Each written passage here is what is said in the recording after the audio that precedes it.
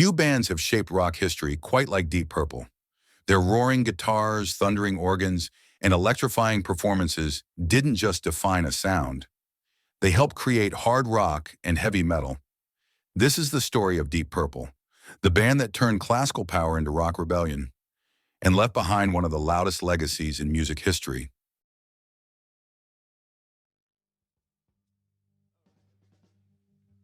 Our story begins in 1968 in Hartford, England. Back then, a young drummer named Chris Curtis dreamed of forming a supergroup called Roundabout. But when Curtis left, two musicians kept the dream alive. John Lord, a classically trained keyboardist, and Ritchie Blackmore, a fiery guitarist known for his lightning-fast precision. They brought in Nick Simper on bass, Rod Evans on vocals, and Ian Pace on drums, the youngest of the bunch. Soon, the band needed a new name, and they found one in a sentimental place. Deep Purple, the title of Ritchie's grandmother's favorite song. Their debut album, Shades of Deep Purple, dropped that same year, a mix of psychedelia and pop. Their cover of Hush hit the US charts, giving them their first taste of fame. But behind the scenes, the band was evolving. They weren't content with being just another 60s rock act. They wanted something heavier. In 1969, change came again. Rod Evans and Nick Simper were out. In came two names that would define rock history: Ian Gillan, a high-pitched wild frontman, and Roger Glover, a bassist and songwriter with perfect chemistry with Blackmore. This new lineup, Mark II, would become the legendary Deep Purple most fans know. Their sound transformed completely with the 1970 album Deep Purple in Rock. It was loud, fast, and uncompromising.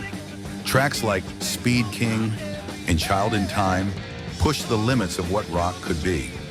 John Lord's Hammond organ and Ritchie Blackmore's guitar duels created a sound that was both violent and symphonic, like Beethoven plugged into an amplifier.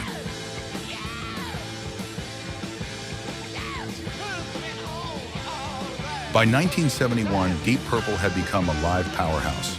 Their next album, Fireball, showed just how unstoppable they were. But in 1972, they made history. Recording in Montreux, Switzerland, they were caught in a strange twist of fate. During a Frank Zappa concert, the casino they planned to record and burn to the ground. From that disaster came one of rock's greatest songs, Smoke on the Water. That unmistakable riff, simple, powerful, unforgettable, became the sound of rock itself. The album, Machine Head, also gave us Highway Star and Lazy, masterpieces that blended classical skill with rock fury. And when they released Made in Japan, the live album that captured their stage power, Deep Purple officially entered rock immortality. But with success came chaos. The endless touring, the egos, the creative clashes. It was too much. By 1973, both Gillan and Glover had quit the band. Their replacements? David Coverdale, a bluesy new voice, and Glenn Hughes, a funky, soulful bassist. With the new Mark III lineup, Deep Purple shifted their sound again. Albums like Burn and Stormbringer added a groovy, soulful edge. Songs like Burn and Mistreated became classics. But not everyone was happy. Ritchie Blackmore, frustrated with the band's funk direction, left in 1975 to form Rainbow, a project that fused his guitar genius with medieval fantasy themes. To replace Blackmore, Deep Purple brought in Tommy Bolin, a gifted American guitarist with a bright future. The new lineup released Come Taste the Band, mixing funk, rock, and jazz influences. But the chemistry wasn't the same. Bolin struggled with drug addiction, and after just 1 year, tragedy struck. Tommy Bolin died of a heroin overdose at only 25 years old. The band fell apart soon after. In 1976, Deep Purple disbanded. It felt like the end of an era.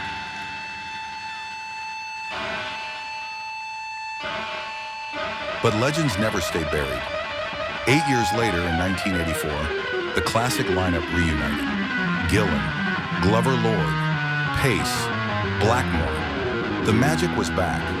Their comeback album, Perfect Strangers, was a triumph, a blend of nostalgia and fresh energy. Songs like Knocking at Your Back Door and Perfect Strangers proved they still had it.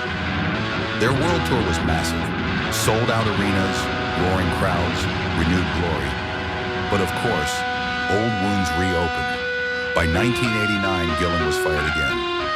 Ritchie replaced him with his former Rainbow vocalist, Joe Lynn Turner, and released Slaves and Masters. Fans were divided. Deep Purple was still alive, but the soul was fading. In 1992, Gillan returned once more, and the band released The Battle Rages On. The title said it all. By 1993, Ritchie Blackmore finally left the band, this time for good. Many thought it was over, but Deep Purple reinvented themselves yet again. They brought in Steve Morse, a world-class guitarist known for his technical brilliance and creative warmth. With Morse, the band entered a new era, releasing Perpendicular, Abandon, Bananas, and Rapture of the Deep. Each album proved one thing. Deep Purple was never just nostalgia. They kept writing, touring, and evolving, even when critics expected them to fade. In the 2010s, something remarkable happened. Deep Purple released some of their best late-career albums.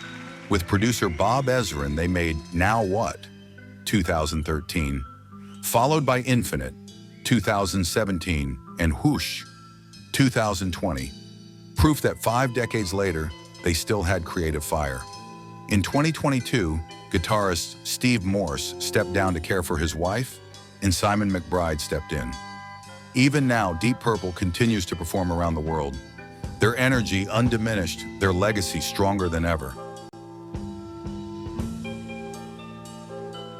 Deep Purple's influence can be heard everywhere. Alongside Led Zeppelin and Black Sabbath, they form the Holy Trinity of heavy metal pioneers.